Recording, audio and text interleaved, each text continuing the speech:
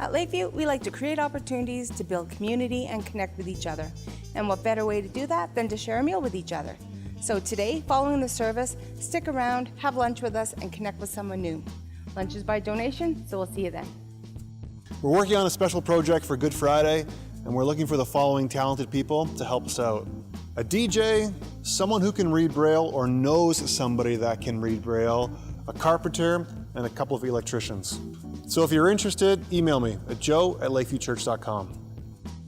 It's that time of year again. Choir is starting up soon in preparation for our Easter celebration here at Lakeview Church. Rehearsals will start Wednesday, March 1st at 7 p.m. here in the theater at Lakeview, and will continue every Wednesday from 7 to 8:30 until Easter. Every singing ability is welcome, and for more information, contact choir@lakeviewchurch.com. Hope to see you out Wednesday, March 1st for our first rehearsal. Lakeview 101 is for those interested in becoming members at Lakeview. Join us to explore how you fit into Lakeview's mission, joining God in the renewal of all things by exploring the story of Scripture, the story of the Free Methodist Church, and the story of Lakeview. Class is being offered March 5th, 12th, and 26th during the 11 a.m. service. To inquire or register, visit me at the newsstand or email me at allison@lakeviewchurch.com. So those are your announcements this week. For more information, visit us online at lakeviewchurch.com.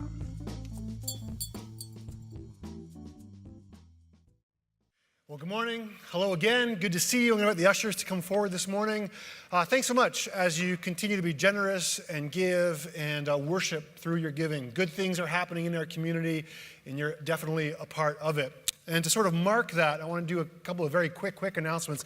First of all, the announcement that I just made a few seconds ago about Good Friday needing people, that's covered. Disregard that. All the pieces have come together, and it's going to be great. So thanks so much for those who were able to do that. Also, you should have received a card like this when you walked in this morning. If not, grab one on the way out. It's part information and then part reminder. The info part is, this is where the church is at. Here's what's been going on in this past season of life at Lakeview Church, and it's good, and it's healthy, and it's growing.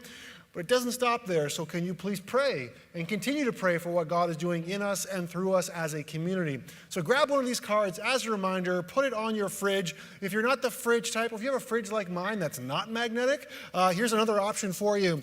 We made the wallpaper available for your phones, available at lakeviewchurch.com. Pretty easy, download it, put it there. And for the month of February, keep in mind your church community.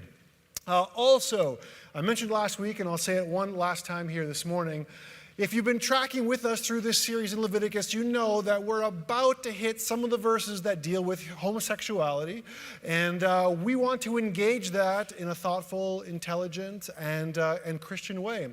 So coming up on March the 5th, we're going to have a live interview here on this stage with two friends of mine, both men, both Christians, both love Jesus, both identify as gay. One is believing or hoping that God would bring him a husband. The other believes that he needs to submit his sexuality to Jesus and cannot follow through on his feelings. So we're going to take that first Sunday, March the 5th, and really personalize the issues and questions and challenges around this topic. And then the following week, on March the 12th, we're going to engage it theologically. We'll hit what Leviticus has to say, sprinkled with what the rest of the scriptures say or don't say, and we'll pull some of those pieces together. So do yourself a favor, be there. If you know somebody who might benefit, invite them out to be a part of March 5th and 12th. Anyone scared about that? No, you should be. Anyway, so this morning, though, as John mentioned, we're heading into different territory with Leviticus, chapters 13 and 14. And what I usually do with the worship leaders is that we connect a few weeks before so they know where I'm going, what I'm talking about, and we can coordinate the music alongside of the words here. So when he asked me about 13 and 14, I said, yeah, it's about skin disease and identifying and dealing with mold. Do you have any songs for that? Anything in your collection? Anything in that jukebox you can pull out? And I think they did a fantastic job grabbing the essence of what we're going to talk about today. Because if you have been tracking with this series, you realize there's more than what meets the eye at first glance. So this morning, here's what we're going to talk about. We're going to talk about what happens, or what do we do when life hands us a bad hand and it's not our fault. We've done nothing wrong, but we're paying the price for it. From there, I want to talk a bit about how our fears actually develop and turn into rituals. And then lastly, we're going to pull it all together and talk about what manscaping can teach us about interpreting the story of God. Yeah? Manscaping? Anyone? If you don't know what that is, you're going to find out in a second. So I'm going to read you a few verses from 13 and 14, not the whole thing, but enough to give you a taste of what we're talking about. It starts like this. The Lord said to Moses and Aaron, when anyone has a swelling or a rash or a shiny spot on their skin that may be a defiling skin disease, they must be brought to Aaron the priest or to one of his sons who is a priest. The priest is to examine the sore on the skin, and if the hair in the sore has turned white and the sore appears to be more than skin deep, it is a defiling skin disease. When the priest examines that person, he shall pronounce them ceremonially unclean. As for any fabric that is spoiled with a defiling mold, any woolen or linen clothing, any woven or knitted material of linen or wool, any leather or anything made of leather, if the affected area in the fabric, the leather, the woven, or the knitted material, or any leather article is greenish or reddish, you can tell these are very highly medical terms here, folks. It is a defiling mold that must be shown to the priest. The priest is to examine the affected area and isolate the article for 7 days. On the seventh day, he's to examine it, and if the mold has spread in the fabric, the woven or knitted material, or the leather, whatever its use, it is a persistent, defiling mold. The article is unclean. And the Lord said to Moses, these are the regulations for any diseased person at the time of their ceremonial cleansing. When they are brought to the priest is to go outside the camp and examine them. And then from there, chapter 14 goes into how you identify mold and how you deal with it. It is riveting stuff. I suggest you read it later on today. But the question remains, what does any of that have to do with you and I? Well, let's start here and look for a few connections. The same word is actually being used to describe this skin disease, or what can happen to fabrics or your clothing, or what happens when your house goes a little bit funky. There's a link there. There's a train of thought. We've got skin, and then clothing, and then your house. So your skin, at its barest essential, is the dividing boundary between what's inside your body and what's outside your body. Your clothes are the boundary between your skin and the elements. And then your house is the boundary between you, your body, and the rest of the world. So Leviticus is saying, hey, sometimes you notice that things go wrong with those boundaries, right? Like, you know when something doesn't look right or smell right or feel right. You know that something is up, because when one of those boundaries is disturbed, it affects your wholeness, your health, and your well-being. Now, for those, Leviticus says, who have a severe skin disease, and some scholars think it could be leprosy or it could be closer to what we know as psoriasis, those folks, they're quarantined outside of the camp. Why? Because they're probably contagious. You want to keep that away. You don't want anybody else to get sick. You're creating a new boundary for health, wholeness, and safety. But what we begin to see here is that this skin disease is now becoming a social disease. It's about where you can and where you cannot be. And for those poor people that were infected, it felt like they were dying. Because they would look at their skin, and some would even think, this is what happens to people's skin when they die. And then they were asked to live outside of the camp. That means cut off from their family or friends. That feels like death. And they would live in a certain part, and scholars would say it wouldn't be too far and it wouldn't be too close. You know where they probably lived? They probably lived amongst the tombs.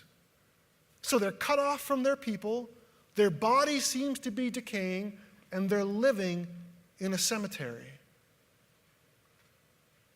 But in the midst of all that, what we get from Leviticus is this, is that whether you're sick, or whether your clothes have gone bad, or whether your house has become condemned, hey, know this, it happens. This is part of life. Things like this are going to happen. And this is the first piece that I think you and I can grab here this morning. Because sometimes we want to rush and say, well, why did this happen? What does this mean? Who do I blame? Who do I get even with? What do I have to do? What's this all about? But what we're beginning to unpack here a little bit is this. Sometimes this is just, part of life. These things happen. It happens, whether it's your skin or your clothes or your house. It's not about what it means. The question that Leviticus pushes to us is this. Well, what are you going to do about it? And I think the choice for us, well, we've got two. We can either choose to be afraid of what might disturb or what might end our lives, or we can acknowledge that life is filled with trouble, because that's life. But for the disciple of Jesus, there is a certain way of facing into that trouble. Remember that Jesus doesn't say there's nothing to be afraid of. Instead, the gospel announces, be not afraid. And if we were honest with ourselves, we could say that fear is probably the greatest social disease of our time. Fear keeps us away from others. Fear allows us to set up boundaries so nobody can get in. Fear makes us do all sorts of things. Why? Because we're afraid to get hurt. We're afraid to expose ourselves. We're afraid to risk all the things that are important to us. We're afraid of being rejected, and ultimately, we're actually afraid to die.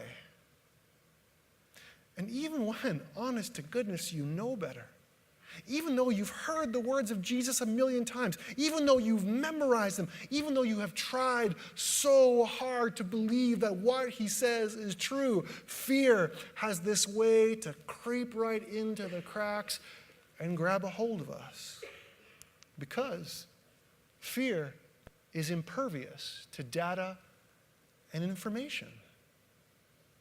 And we're seeing the effects of this with our neighbors down south.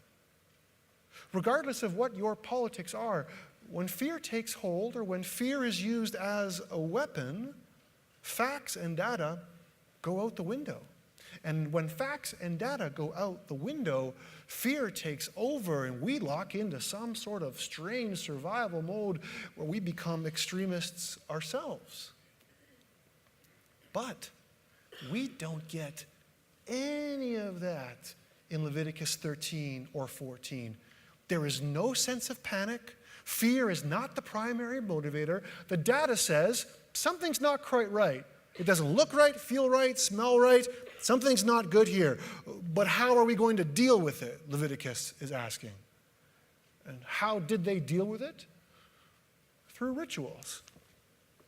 It is the devotion of the priests, the endlessly repeated, precisely prescribed rites, the humble, the unspectacular acts of devotion that translate faith into the lives of its followers. And I am not going to do you the disservice of reading these whole 2 chapters, because there's a lot of different rituals they had to go through to become ceremonially clean. But here's the thing. We need to understand right off the bat that these rituals that the person would come to the priest to perform, the priest is not a doctor. The priest is not offering healing. He's not offering a cure. He's more like a public health inspector. He'll look at the sore, he'll look at the mold, he'll look at your clothing and deduce that's okay or it's not okay. He didn't attempt to cure it. And this is one of the other ways that Israel was different than their neighbors. Because those around them, when there was mold or when somebody was sick or there was a skin-defiling disease, the first thing they would do was go to their priests, go to their witch doctors and say, cure me. And they would exorcise demons, they would cast magical spells because they wanted to be healed. But the priest doesn't do that. Why? Because Israel believes that healing only comes from God.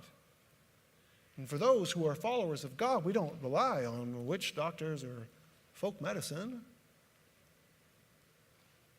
So here, folks, we begin to see this thread, this little trend to this idea of worship that's been weaving its way through this strange book. And it's telling us this. There is something about the rituals that we practice. There's something that is revealed about us that when trouble hits, what's the first thing that we do? Or who do we go to? Because you and I, when we face into trouble, or when fear takes hold, we've got a bunch of go-tos that become rituals. I guess rituals where we find some of our peace. Maybe you've heard it said, or maybe you said it yourself, things like, I feel better when I shop. Or for others, you might say, every Monday night, I watch football. Yeah, funny, right? I thought so too. Or you might say, when I'm stressed, I eat.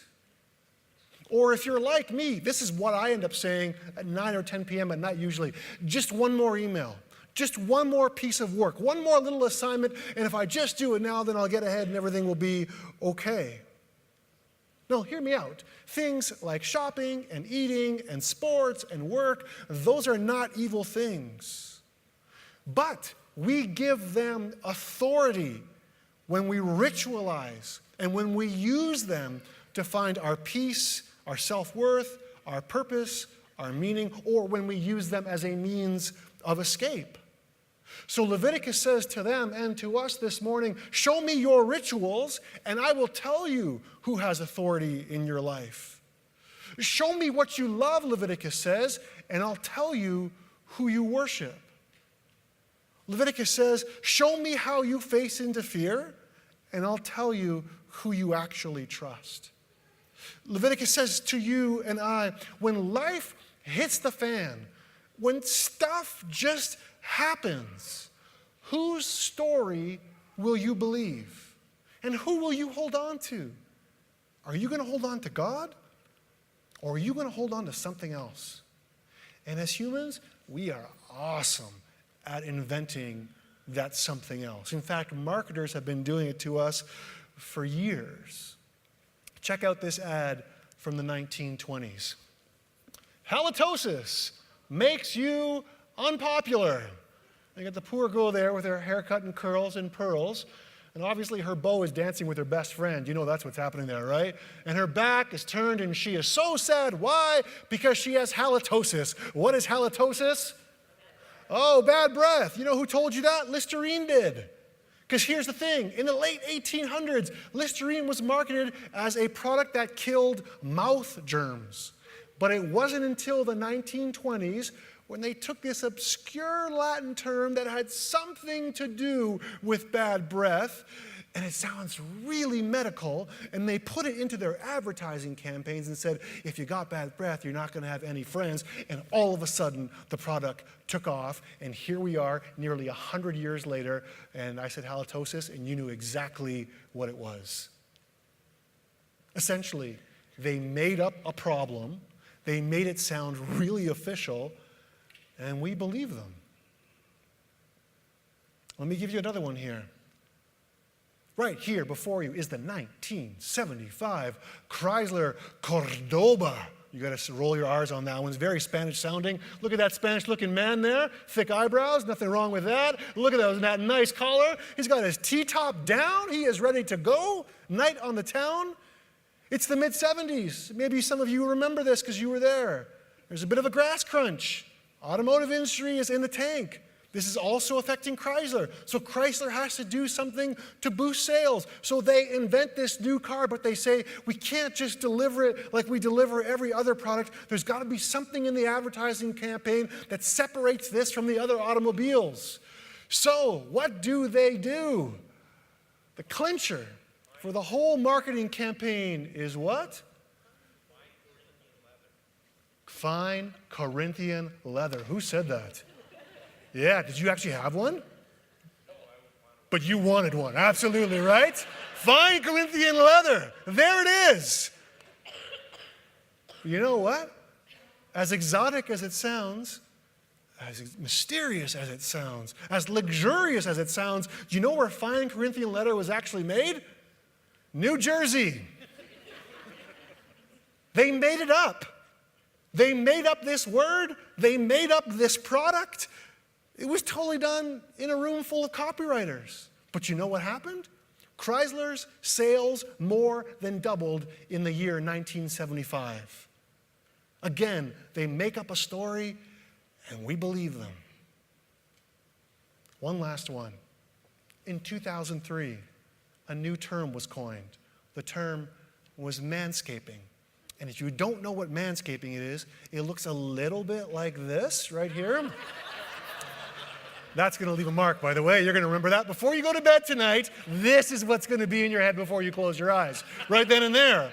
It's a new word invented to describe male grooming habits. Suddenly, hairless men have become fashionable, and shaving brands were very quick to hop onto this trend and offering a whole line of products for men to shave things other than their face, their shoulders, their backs, their arms, their undercarriages. Wherever you have hair, we can get it off for you.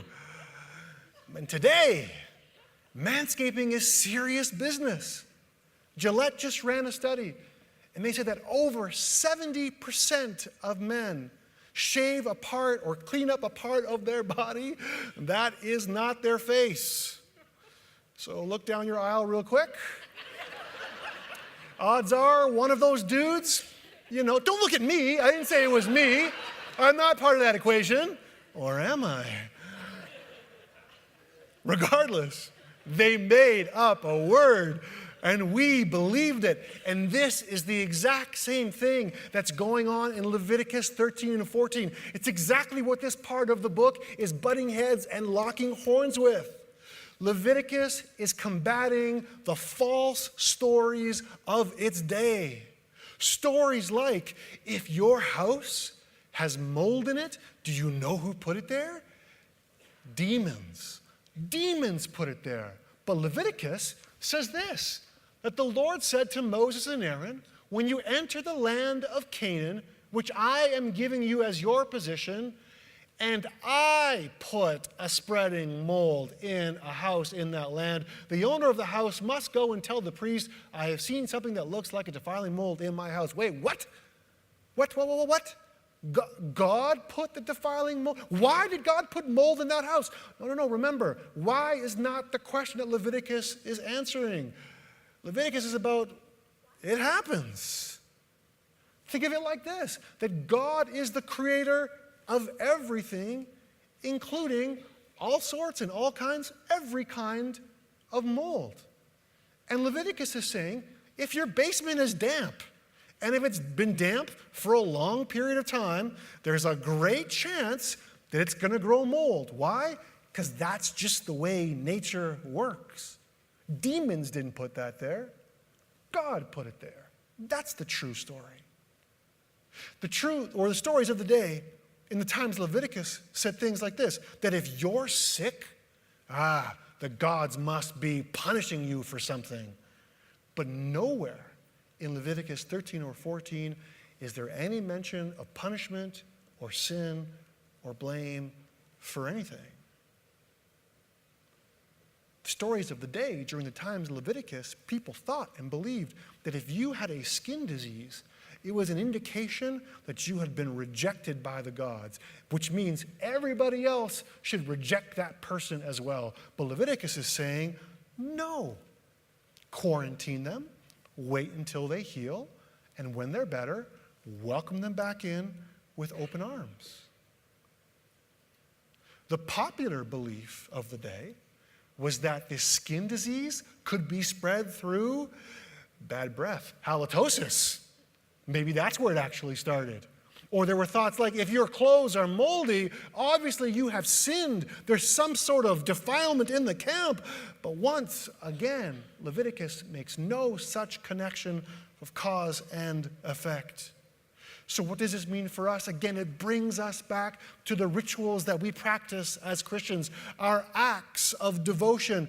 And this is how we combat these false stories. This is why, as Christians, we ritualize getting together. We ritualize prayer. We ritualize giving. We ritualize eating together, which we're about to do in a few minutes. Why? Because these things form us around and remind us of the true and real story. What is the real story? The real story is that Jesus is the only one that heals. He does it in a variety of different ways, but at the end of the day, it all comes back to him. The real story is that God never, ever, ever inflicts pain and sickness to teach somebody a lesson. Never. And some of you might say, well, what about the parts of the Bible that talk about God's wrath? We've talked about that a bit before, right? You remember? When the scriptures talk about God's wrath, it's not in terms of, I'm going to hit you because you're bad. It's more like, do you really want to touch the hot stove top? I've told you not to touch the hot. If you really want to, I'm just telling you, this is what's going to happen. Free will. If you want to, go ahead. But I tried to warn you. God's wrath is allowing us to do whatever we want with whatever consequences are connected. That's the real story. The real story is that shopping and sports and work and food, those aren't the things that sustain us. God is the one that sustains us. And when life hits the fan, when fear tries to creep in, we as Christians, we don't panic. Why? Because we don't get sucked into the false stories or the made-up stories. We as Christians perform rituals to remind us of the real story. And I want to give you one last reminder before we wrap things up. You might remember this story from the New Testament, that a leper came to Jesus begging on his knees, if you want to, you can cleanse me.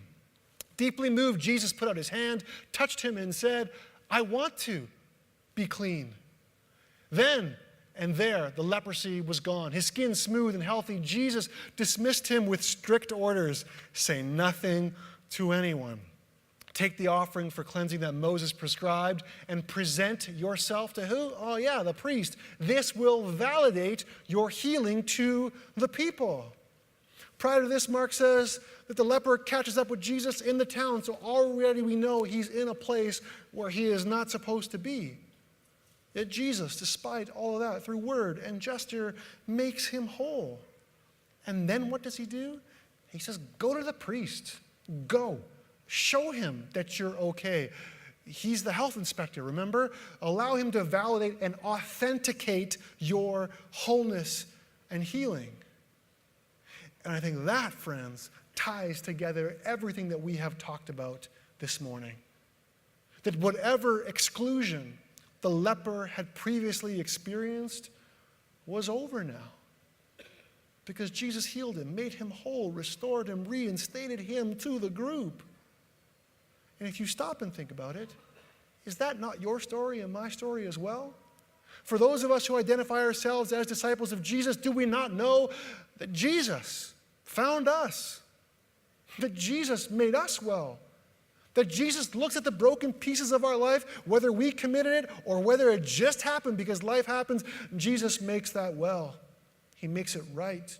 He extends his love, mercy, and grace and accepts us home. Don't we want that story, that same story, for everyone? Even for our enemies? Of course we do. And even yet, on top of that, we see here that Jesus healed, but it was the priest that declared the healing. And I cannot help but think that as the royal priesthood, as Hebrews describes us, the church, that this same pattern continues today. Jesus heals. He does good things. He is miraculous and merciful. And our jobs, part of our jobs as priests, is to tell other people about it. To tell them the good and true story. Because any other kind of story is just not worth believing in. So may we recognize this morning that stuff is going to happen in life. We're humans, we're on planet Earth. That's just the way it is. But may we not get sucked in by fear. May we not allow fear to scare us so badly that we set up boundaries. Maybe like a social disease that keeps us away from other people. And if we find ourselves in that spot, what we see from Leviticus is this. You know what gets you back on track? These unspectacular acts of devotion, these rituals. Pray, give, meet together, eat together. Why do we do those things? Because they shape us around the one true story. Not the lies about bad breath, not the fake product of Corinthian leather, not you'll look better if you've got less hair there. Those aren't the stories that define us as Christians. Our story instead is this: God loves us, and he's putting everything back together. He is the one who heals. And our job, part of our job as priests, is to declare that healing and to tell the good story, the story of Jesus, the story of a God who is renewing all things.